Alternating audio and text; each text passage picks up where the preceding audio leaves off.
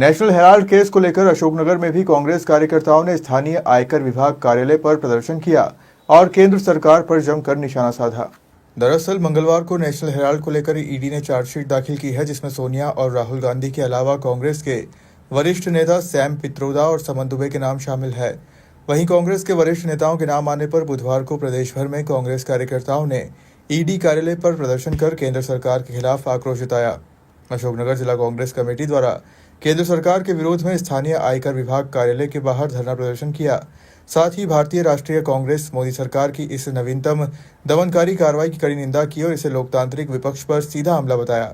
धरना प्रदर्शन में विधायक हरिबाबू राय, जिला कांग्रेस अध्यक्ष सहित बड़ी संख्या में कार्यकर्ता मौजूद रहे। हमारे जो नेता हैं उनके ऊपर अनर्गल आरोप लगाकर भारतीय जनता पार्टी के इस पूरे जो माहौल को बिगाड़ रहे हैं ना जो लोग, तो ईडी सीडी और कौन कौन से विभाग होते हैं आप तो सब ज्यादा जानते हो, ये हम लोगों पर लगा दिए जाते हैं। और जितने भी भ्रष्ट लोग, अभी के कौन से नेता ने कहा है कि हाँ उन्होंने कहा है सीता, क्या नाम है उनका, वो सीतारमन, अरे हाँ वो सीतारमन जी ने, कि जितने भ्रष्ट लोग हैं वो सब हमारी पार्टी में आ जाओ, किसी का कुछ नहीं होगा। तो वो भ्रष्ट लोगों की पार्टी बन चुकी है और अच्छे लोगों को वो पसंद नहीं करते। वो जोर जबरदस्ती करके लोगों को दबाव दे के झूठे साचे केस लगा करके और परेशान करना चाहते हैं।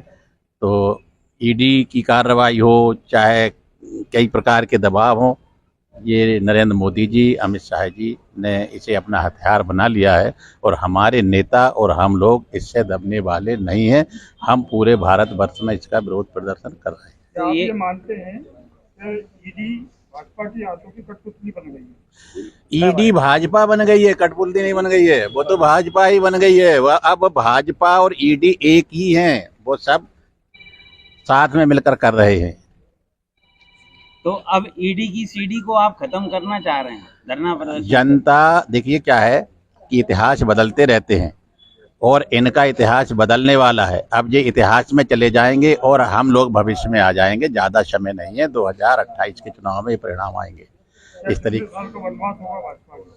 भाजपा का वनवास देखिए, पहले भी कांग्रेस ने 56 वर्ष लगातार राज किया है, ऐसा ही फिर कुछ होने वाला है। अगर जनता सब समझती है और जनता भी परेशान है, सारे लोग परेशान हैं। महंगाई बेरोजगारी की बात नहीं करते हैं, संविधान की बात नहीं करते हैं। बाबा साहब को संविधान को कुचलने के प्रयास कर रहे हैं, पर वो ऐसा कर नहीं पाएंगे, चाहे जो वो कर रहे हैं। डरने वाला कोई नहीं है यहाँ पर। नेशनल हेराल्ड नाम से अखबार निकलता था, उस अखबार को बीच में बंद कर दिया था। ये आज़ादी के पहले से ये शुरू था ये अखबार, और कांग्रेस पार्टी ने इस अखबार निकालने में मदद की।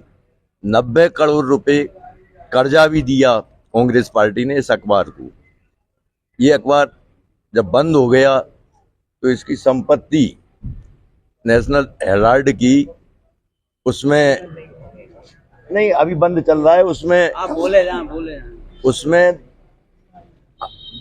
जो 2-3 प्रकार का इंग्लिश में उर्दू में निकलता था, वो बंद करके अब केवल एक हिंदी में रह गया है।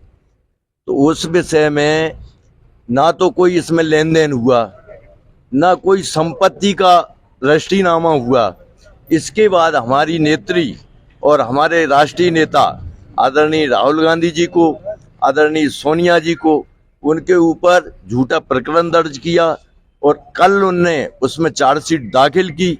उसके खिलाफ में हम ये धरना प्रदर्शन कर रहे हैं।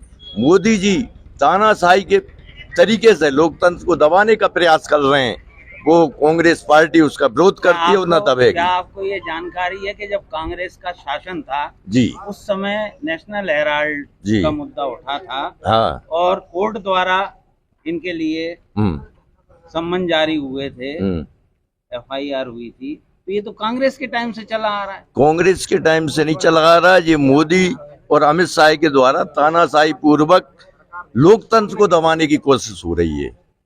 अशोकनगर से सुनील तनेजा की रिपोर्ट।